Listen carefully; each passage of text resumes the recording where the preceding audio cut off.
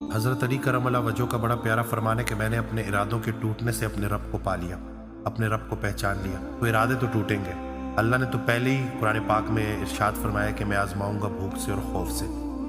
جہاں تک مال کے لاس کی بات ہے تو میں اس دن ایک آڈیو سن رہا تھا، تو اس میں حضرت ارشاد فرماتے ہیں کہ جتنے پیسوں کا تمہارا نقصان ہوا اور اس نقصان پہ تم نے صبر کر لیا،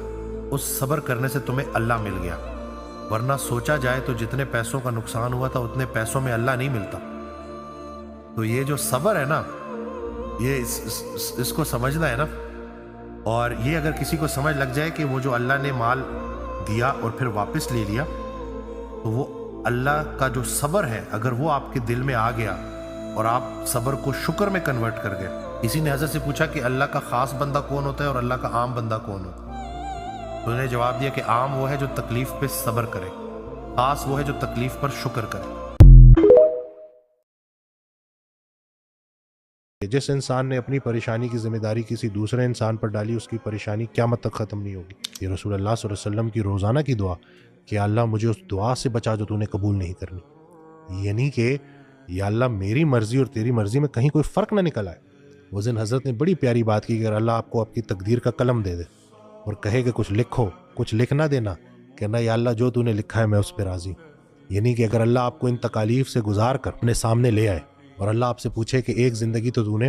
میری مرضی کی گزارتی صبر کے ساتھ، اب میں تمہیں دوبارہ دنیا میں بھیج رہا ہوں، اب بتاؤ کیسی زندگی دوں، تو آپ بولیں کہ یا اللہ وہی زندگی دے جو پہلے دی۔ رسول اللہ صلی اللہ علیہ وسلم کی حدیث ہے کہ مومن کے لیے دنیا جو ہے وہ قید خانہ ہے اور کافر کے لیے جنت ہے۔ تو قید خانے کی سب سے بڑی نشانی یہی ہے کہ جب بھی اس کا دروازہ کھلے تو بندہ خوشی خوشی اس سے باہر نکل جائے۔ جو لوگ اس کو جنت بنا بیٹھے ہیں نا، عیاشیاں کر رہے ہیں، تو وہ جو مرضی کر لیں،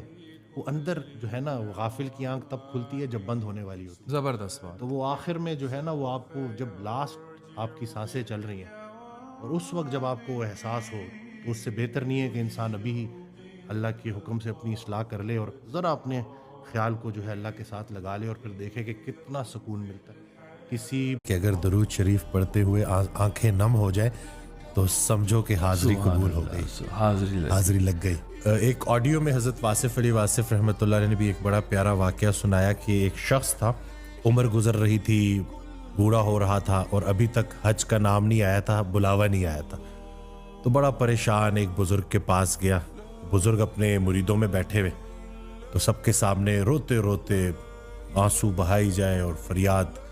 کہ آپ دعا کریں کہ میرا نام آ جائے۔ تو ان بزرگ نے سب کو کہا کہ ہاتھ اٹھا کے دعا کرو کہ اس کا نام نہ آئے۔ تو یہ سن کے اور